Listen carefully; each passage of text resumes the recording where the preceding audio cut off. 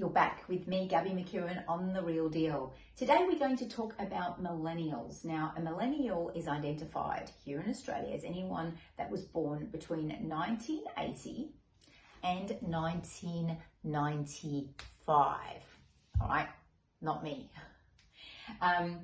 They are the first truly mobile generation. So they grew up with mobile phones. You know, cellular technology entered Australia in 93, 94.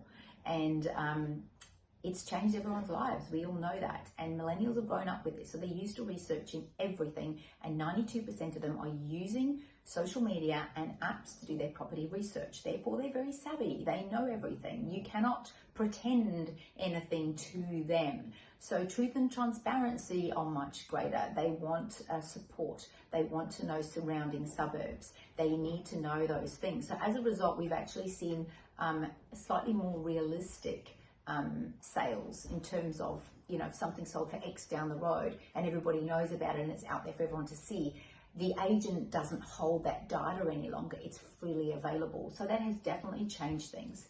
Now, we've also seen that a lot of millennials are delaying purchases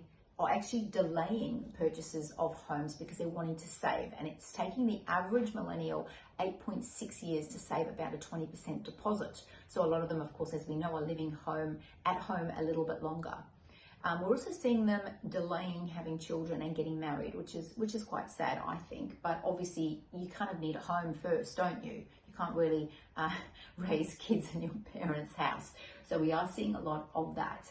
Now, we're seeing the house pricing increasing at a crazy rapid pace. But of course, grants have helped people get in the market. And we saw this particularly in 2019 when there was a little bit of a property slump in Brisbane where it definitely corrected. It didn't drop a lot, but there were very, very few buyers back then. And the only buyers we did see were millennials. So anything like townhouses closer to the city and properties in places like Alex Hills, Capella, Wellington Point were very affordable for first home buyers and millennials. And they have now increased at a crazy price.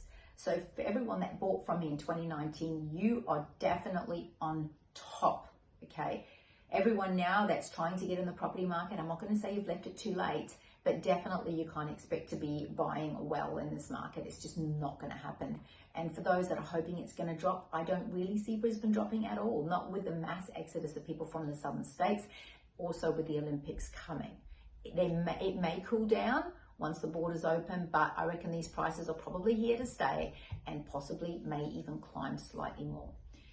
Those are my predictions, of course. I'm not a financial analyst, but we just have to look at the way things are currently around the world and, of course, in Australia as well, to know that there's a lot of people moving up. Obviously, we've still got a lot of FOMO going on, and we'll have quite a few investors now coming into the fray, although with APRA cracking down on those low interest rates, all those massive LMRs, that's obviously going to change things. Now, the Mac Mansion is not dead. All right, everybody aspires to having a big house with big rooms because COVID changed that. We were told at one stage that everybody wanted to be close to the city and they wanted to be on small blocks of land. Now, there are still some millennials that do want that and they don't want the upkeep and they want to lock up and go. But I think with us spending so long at home, more and more millennials have aspired to actually having a garden and having a dog. I mean, we're seeing people spending upwards of $5,000 on a dog. Nothing wrong with that. I love dogs. But are we going to see this once the borders open? Interesting question. I wonder what's going to happen with all those people that bought caravans. I reckon there's going to be a mass flood of them on the market as people are like, I'm out of Australia. I want to travel. So back to millennials. 63% of all millennials are currently saving. Yes, and 59% of them are actually saving for their first house. They want to own bricks and mortar. So that's where things are currently at. And if you want to know more, inbox me and I can send you the McGrath report where a lot of this very useful and helpful information did come from. If you have any questions or would like to cash in on this current boom, definitely phone me or shoot me a DM or email me. I would love to hear back.